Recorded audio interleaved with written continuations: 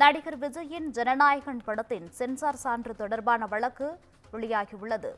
இது தொடர்பான கூடுதல் விவரங்களுடன் இணைகிறார் எமது சிறப்பு செய்தியாளர் காயத்ரி அவர்கள். வணக்கம் காயத்ரி, கூடுதல் விவரங்களை தரலாம்.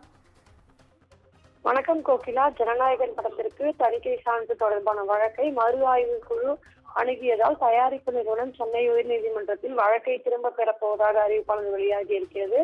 எனவே இந்த வழக்கானது இன்று காலை முதல் வழக்காக விசாரணைக்கு எடுத்துக்கொள்ளப்படும் என்றும் பட்டியலிடப்பட்டிருக்கிறது. குறிப்பாக நடிகர் விஜயின் ஜனநாயகன் படத்தில் மத நல்லிணக்கத்திற்கு ஊறு விளைவிக்கும் காட்சிகள் இடம்பெற்றுள்ளதாக வந்த புகாரின் அடிப்படையில் படம் மறு ஆய்வு குழுவுக்கு அனுப்பப்பட்டது. இதனை அடுத்து படத்திற்கு தணிக்கை சான்றிதழ் வழங்க உத்தரவிடக் கோரி தயாரிப்பு நிறுவனம் தாக்கல் செய்த வழக்கை விசாரித்த உயர்நீதிமன்ற தனி நீதிபதி பி.டி. ஆஷா படத்திற்கு உடனடியாக தணிக்கை சான்றிதழ் வழங்க வேண்டும் என்று ஆணையிட்டார். இதனை எதிர்த்து தணிக்கை வாரியம் தரப்பில் தாக்கல் செய்யப்பட்ட மேல்முறையீட்டு மனுவை விசாரித்த தலைமை நீதிபதி தலைமையிலான அமர்வு தனி நீதிபதியின் உத்தரவை ரத்து செய்வதோடு வழக்கை மீண்டும் முதலில் இருந்து தனி நீதிபதி பி.டி. ஆஷா விசாரிக்க வேண்டும் என உத்தரவிட்டது. மேலும் படத்தை மறு ஆய்வு குழுவுக்கு அனுப்பியதை எதிர்த்து திருத்த மனு தாக்கல் செய்யவும் தயாரிப்பு நிறுவனத்திற்கு அனுமதி அளித்திருந்தது. இந்த நிலையில்தான் தற்பொழுது தணிக்கை சான்றிதழ் தொடர்பாக மறு ஆய்வு குழுவை ஜனநாயகன் படக்குழு அணுகியிருக்கிறது என்று தகவல் வெளியானது. இதனையடுத்து தனி நீதிபதி முன் உள்ள வழக்கை திரும்ப பெற உள்ளதாக கூறி